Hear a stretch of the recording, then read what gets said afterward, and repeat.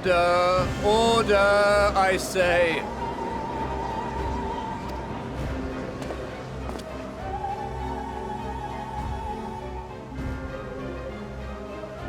I thank you all for gathering here on such short notice. This day we must speak of grave affairs and their implications for the future of Sharlayan, nay, of this very star. Said affairs concern all citizens, and so we have called for a public assembly.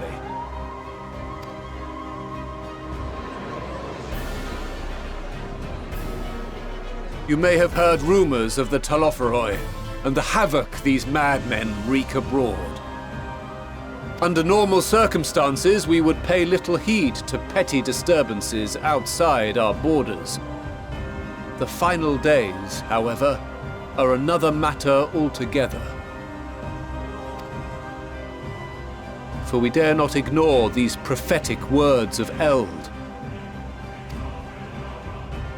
The Endbearers will come, ushering chaos and calamity. The final days descend and devour the very star.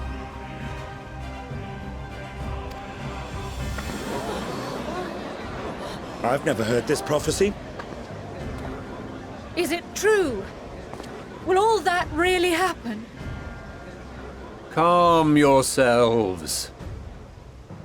The time has come to speak of the Forum's most sacred duties. But first...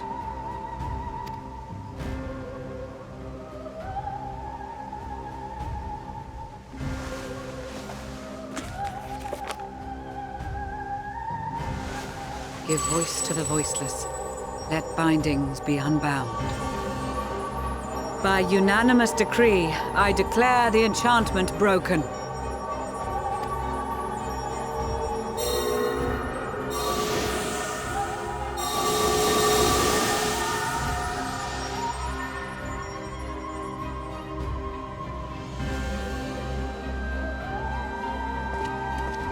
Master Leveilleur, if you would. Very well.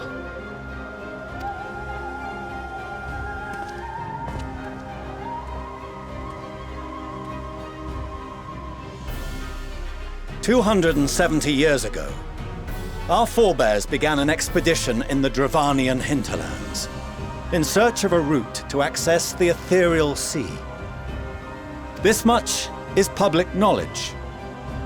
Their findings, however, would become the Forum's most closely guarded secret. What those researchers discovered in the hinterlands was not a passage unto the ethereal sea, but the very heart of our star, and Hydaelyn herself.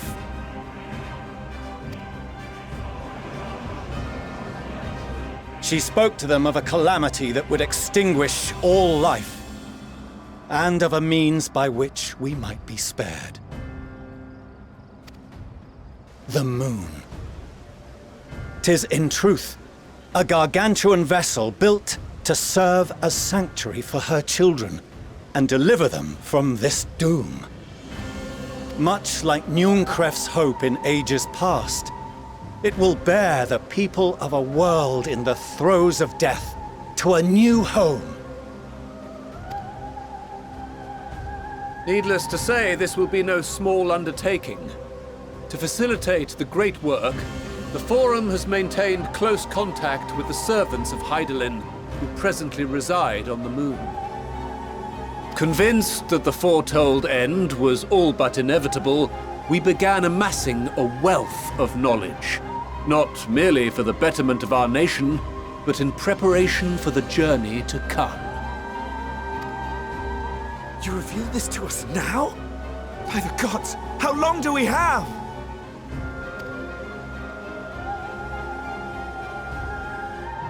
While we cannot say with certainty, we believe the hour to be nigh. We received a transmission from the moon suggesting as much not long ago. Which is why we must in earnest begin preparations for the great exodus. For his impressive contributions and the leadership he demonstrated during our withdrawal from Dravania, we have elected Master Leveilleur to oversee this initiative.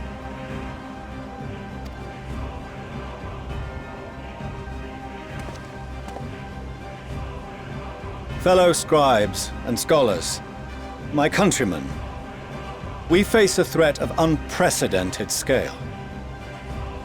We must challenge the trials before us with composure and conviction if we are to find salvation.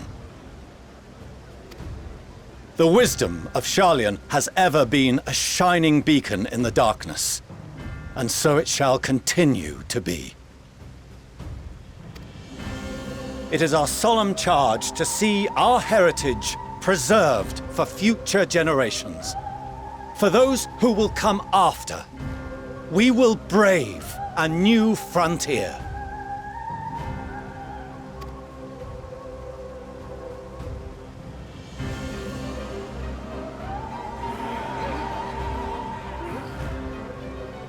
Administrative edicts will be relayed to all major institutions ere long. In the meantime, carry on with your duties.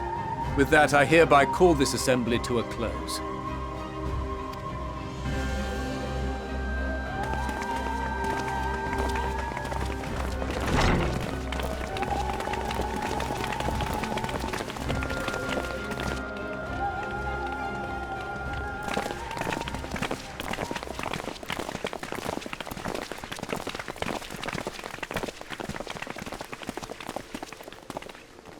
Do you remember what Mother told us when we visited home? That it wasn't until after we were born that Father seemed to lose himself in his work. If that great work of his was the evacuation of this star, then... Yes. It wasn't for his benefit.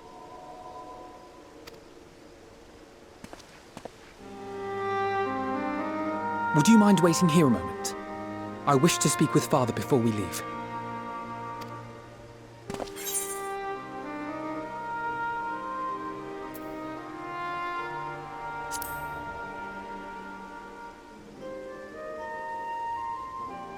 Thank you.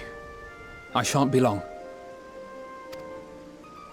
If it's all the same to you, I have a few choice words to share with Father as well.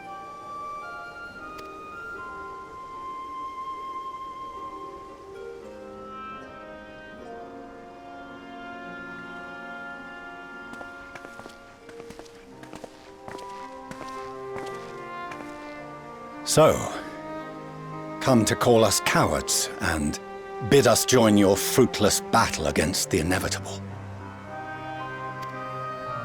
Nay, we do not object to the Forum's proposal.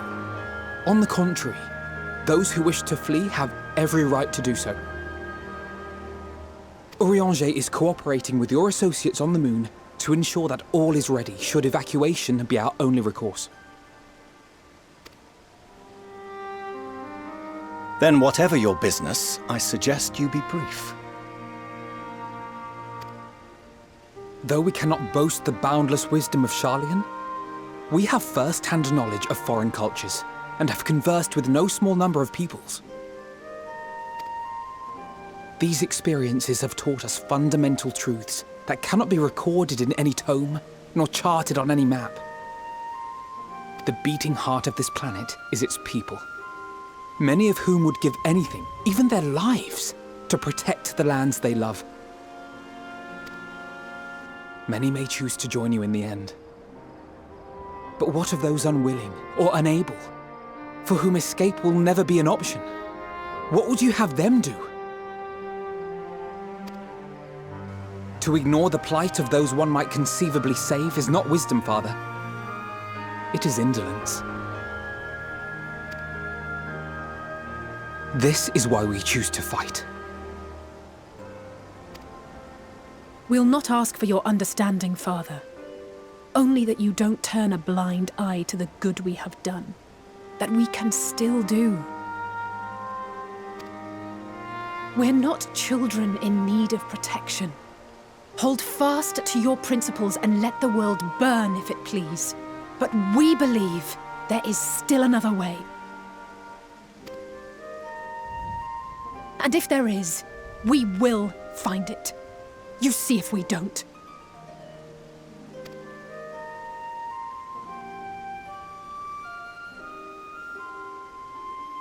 Do as you will. Just stay out of our way.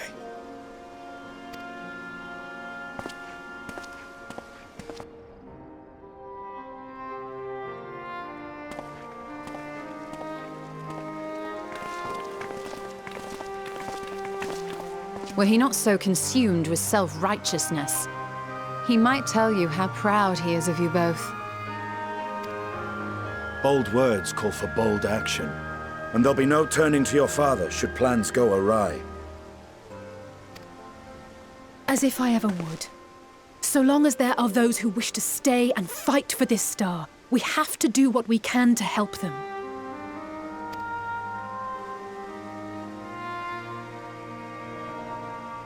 And if we're to do that, we'll need to be well rested. Wouldn't you agree?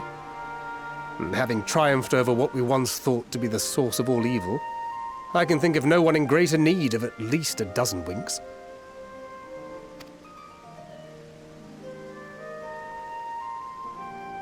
Shall we then? To the Annex, to prepare for tomorrow.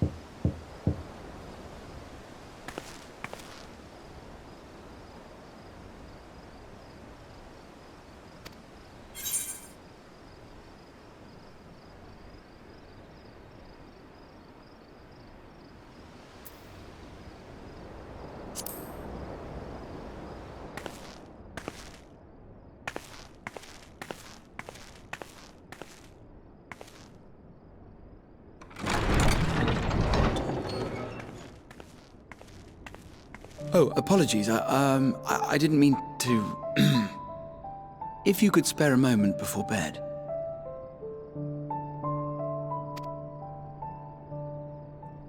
Thank you. I fear this may be the last quiet night we have to talk for quite some time.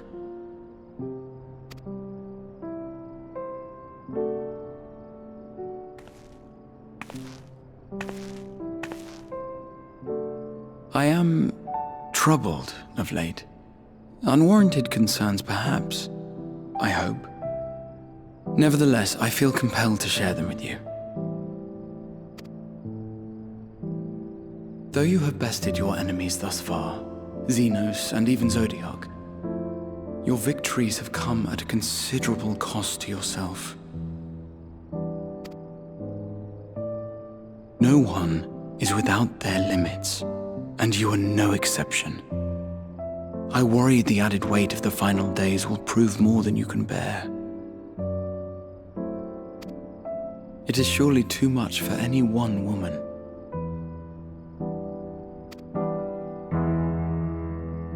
But you needn't bear it alone. Let me share your burden. My, carrying capacity pales in comparison to yours, but I could still help. Shoulder the occasional satchel from your ever-growing mountain of, baggage. You have already done so much to help relieve me of mine own encumbrances. 'Tis only fair that I repay you in kind.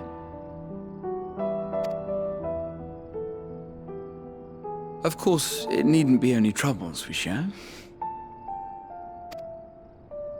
Moments of joy may seem few and far between now, but there will come a time when we look back fondly on this journey.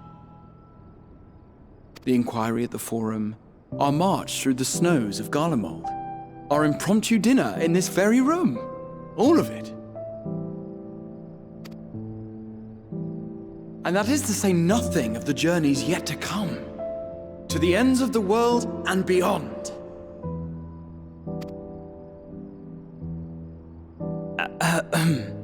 But tomorrow will be no less busy than today, and I've kept you from your rest long enough.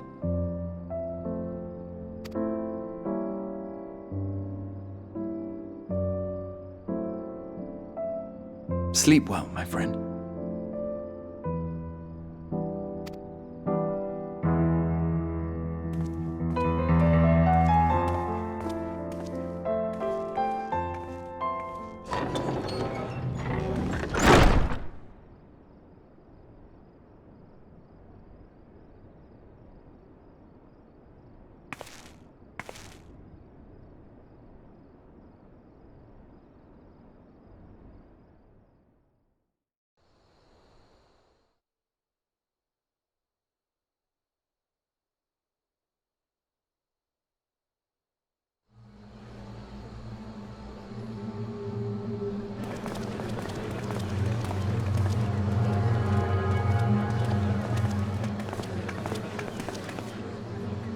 Thank the gods that tower is gone.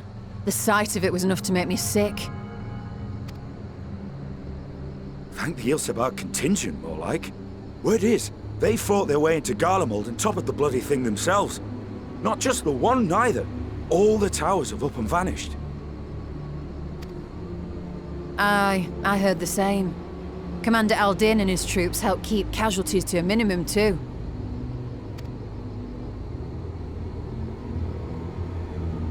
But is it true they brought back tempered Garlean soldiers? As Commander Aldin tells it, they've a treatment for that now. But don't you worry. Cured or not, they've no plans to bring them into the city proper. I see. Well, that's a relief then. I know we've brothers and sisters among the lot, but I can't say I'm eager to welcome them home.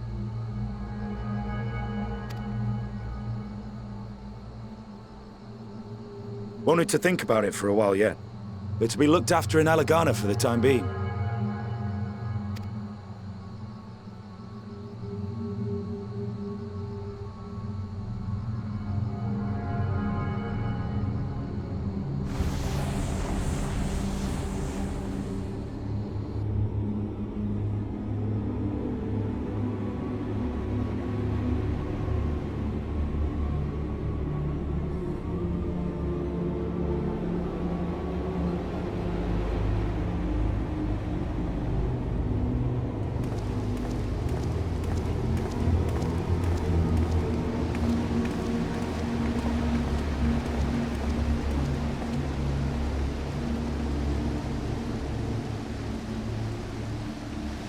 Another day, another commission of paramount importance.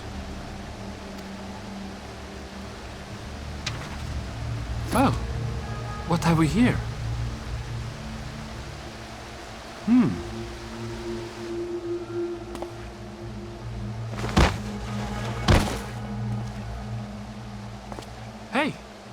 Are you all right?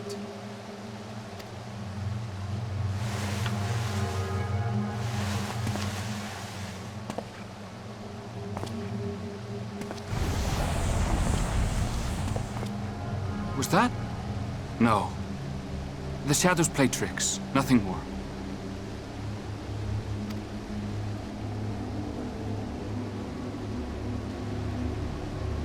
The towers are gone, and the Garlean threat is abated. And yet, why does it feel as though it's about to get much, much worse?